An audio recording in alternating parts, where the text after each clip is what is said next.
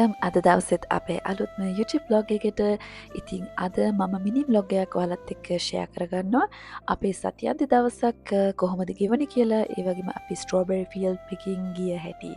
ඉතින් අද වීකෙන්ඩ් එකේ මම හැමදාම වගේ ප්‍රෝටීන් තියෙන ආහාරයක් තමයි උදේට ගන්නේ. ඉතින් ස්ක්‍රැම්බල් එග්ස් උයි ග්‍රීක් යෝගට් උයි ග්‍රැනෝලා එක්ක තමයි මේන්නේ මගේ බ්‍රෙක්ෆාස්ට් බඩි. දිලෙනොයි රජිතු තාම නිදි. ඉතින් කියනවත් ආයින් සැරයක් නිදි කරලා මම දැන් රනිං වටයක් කියන්න තමයි මේ හදන්නේ. ෆැමිලි ලයිෆේ කොච්චර බිසි වුණත් ගෙදර වැඩ කොච්චර තිබ්බත් මං කොහොම හරි මේ මගේ මී ටයිම් එකේ පොඩි ව්‍යායාමයක් කරන්න වෙන් කරගන්නවා අනිවාර්යෙන්ම. 30 minutes of running කොහොම හරි කරගත්තා. Yay! ඉතින් ඊට පස්සේ මම පොඩි දෙන්නත් එක්ක ගියා අපේ අම්මලා ගෙදර. ඇත්තටම කිව්වොත් ඉතින් අම්මයි තාත්තා ඉන්නකම් එයාලත් එක්ක පුළුවන් හැම මොමන්ට් එකක්ම ස්පෙන්ඩ් කරන එක සෑහෙන්න වටිනවා නේද?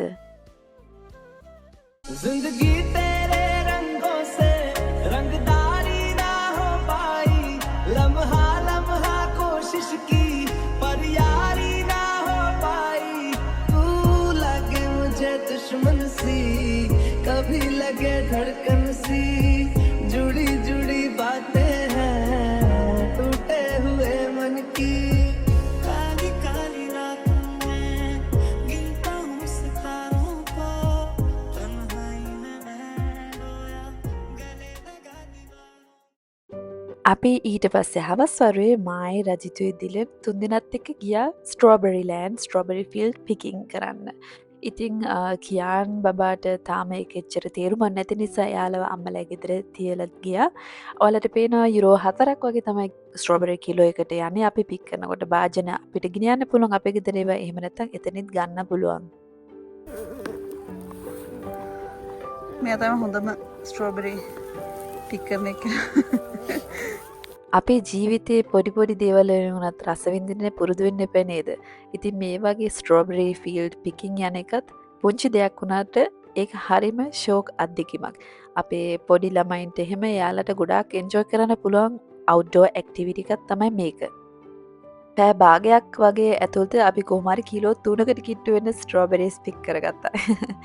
ඉතින් ඒ ටික බර කරලා එක්සිට් එකේ තරාදී එතන අපි ඒ කිරණ බර අනුව ඇමවුන්ට් එකට පේ කරලා එක්සිට් තුල ගෙදර ගියා. ගෙදර ආපු හැටියේ පේනව නේද අපේ ගෙදර තියෙන පිස්සන් කූටුව. සෙල්ලම්බඩු එහෙම දාලා ඉතින් ඒ ටික අස්වස් කරනවා.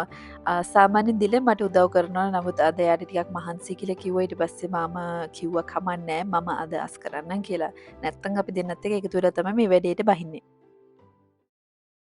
ඉතින් මේ තරම් ස්ට්‍රෝබෙරි ගෙඩි ගොඩක් ගෙනාපු එකේ මට හිතුණා රස ස්ට්‍රෝබෙරි කේක් එකක් හදන්න.